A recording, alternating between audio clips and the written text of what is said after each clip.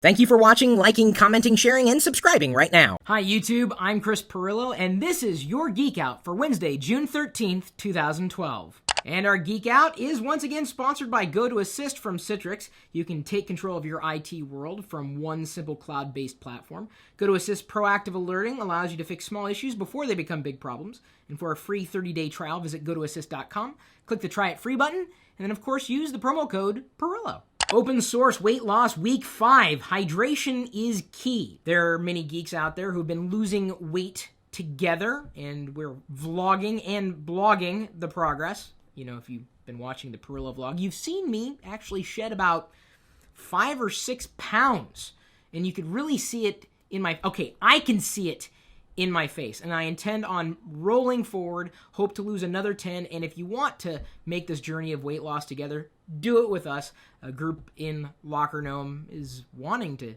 be healthy, and you gotta be healthy if you want to be around for a while. I'm assuming you want to be around for a while. The reason why I drink water is because it fills me up. Is a Retina display truly a sight for sore eyes? So I am going to be selling most, if not all, of my spare MacBooks to get enough money to buy a new MacBook Pro, the one with the Retina display. I'm a fan of the Retina technology that Apple has released, if only because text is sharper. I don't know if I can see the difference in images as much, but certainly the text is a big deal. I live in email and I browse the web on a minutely basis, it seems.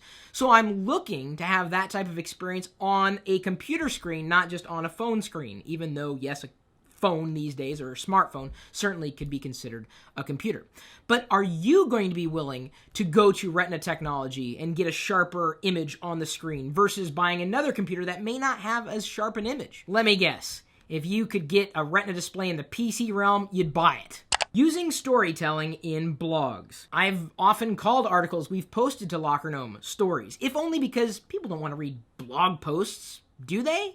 Wouldn't you rather read a story, a narrative, an experience that someone is sharing with you? This is one of the reasons why, if you haven't noticed, Locker Gnome's shifted to telling stories. And yes, talking about the technology topics of the day, but unless you can relate to it somewhat, it's just kind of dry. I mean, wouldn't you want to be engaged with what it is that you're reading?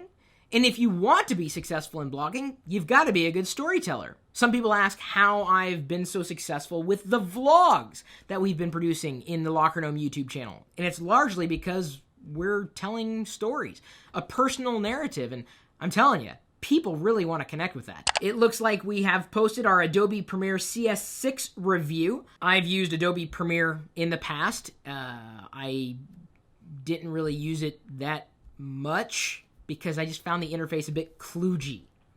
I've also used Final Cut Pro. I found it to be also kludgy. So don't think that, I want to hate on everything that Adobe makes. Sometimes I hate on things that Apple makes too. But you've seen the vlogs, and you've been happy with the vlogs, and it's simply iMovie. You just drag and drop clips, edit, and that's it. Even my dad is doing basic video editing on his iPhone. So if you want a powerful editor, I'm sure CS6 may be right up your alley. Maybe you haven't decided which one you're going to go with. Are you going to go with Adobe solution or Apple solution? Depending on a few features, I may yet go back to Final Cut Pro. Can you leave the OS intact while wiping the hard disk of data? For years, I've been recommending that people store their documents or extraneous items on a separate hard drive. Just keep that primary boot disk for what the operating system needs, and that's it. So that way, if you want to reinstall, you know which drive you're going to reformat. Wireless controller latency. Is it a problem? If the antenna in your devices sucks, well, yeah, you're only as strong as the weakest link in the chain. The Retina MacBook Pro is the least repairable laptop ever, says iFixit.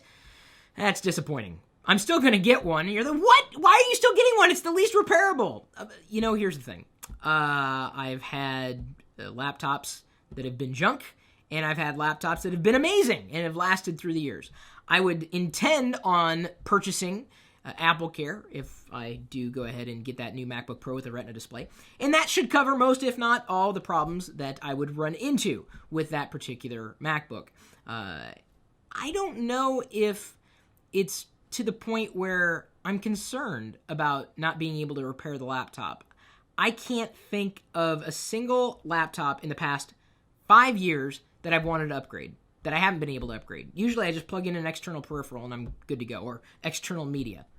So that may be a big deal to you, but this may kind of be the future of laptops. You may not like it, but that doesn't mean that the future is going to stop happening when it happens in the future.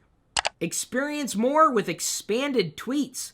Looks like Twitter is finally making their website, twitter.com, as well as their mobile experience a bit more rich. So instead of, clicking the link and then going to a website, now you can get a preview of the website there on twitter.com. They're also going to be doing more rich media inline. No word on when they're going to update their clients on either the mobile platforms or on the desktop. I've been waiting for so long for them to update the Mac client and, of course, iOS client. I haven't used the iOS client, since they released the latest version because it sucks. Tweetbot is so much better on the iPhone. Which Twitter client do you use? My Xbox Live update for iPhone brings direct remote control, and Android users can join the party too. That's cool. We've seen hints that Microsoft's embracing other platforms when they were discussing what they were working on with the Xbox in the future with their entertainment ecosystem. So this is not a surprise. It's just cool. Skype for Windows now features conversation ads. Great. So Skype's going to monitor what I'm saying and serve up ads that are relevant? Makes me not want to talk anymore. U.S. lawmakers create a website to crowdsource a digital bill of rights. Check it out, keepthewebopen.com.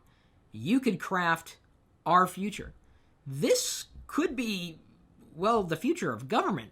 Why do we just hand it off to these politicians that we elect? Come on, folks. We all know that money elects politicians, and it certainly keeps them in office. They're giving us a chance to craft our own digital bill of rights, our own, and then they're going to take it and potentially run with it? Dude, what's not to like? Jill asked, has Twitter jumped the shark? It would take an awful lot for Twitter to jump the shark at this point. It would take an awful lot for Facebook to jump the shark. Here's why.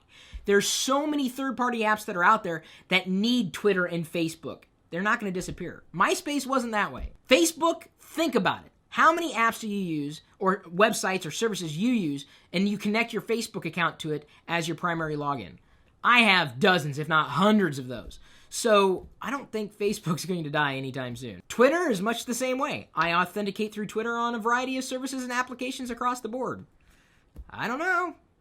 I don't think it's jumped the shark. As the world becomes more interconnected, will being bilingual become more important? If so, what language would you find most useful to learn? I would probably go with second most popular language. I took Spanish in high school. I also took Latin. And Diana speaks Spanish, so I think I would be a fan of Spanish. And if I didn't say that, then she would stop serving me yummy food. IBM ThinkPad R51 on YouTube asked, Chris, do you think Windows 8 will be a failure like Windows Vista was back in the day? In my estimation, Windows 8 could be potentially a bigger disaster than Vista. Because when Vista was released, you could still buy Windows XP and, we go back to Windows XP. There's really no choice, in terms of an alternative to Windows. OS X was still getting there. Linux, of course, was still growing. Ubuntu was certainly nowhere where it is today, nor was OS X. You got to admit it.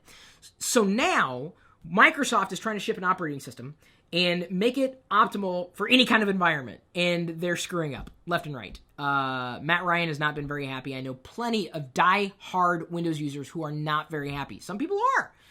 But the average consumer is going to look at Windows 8 and go, why would I spend that much money with that PC and it's heavy when I can buy this particular computer that's super lightweight and it works better with the devices that I'm carrying around with me already? I'm telling you, folks, this could be bad for Microsoft. S. Francis 928 asked, favorite movie speech of all time? Braveheart. Do you guys know where the jump the shark reference even comes from? Will you later.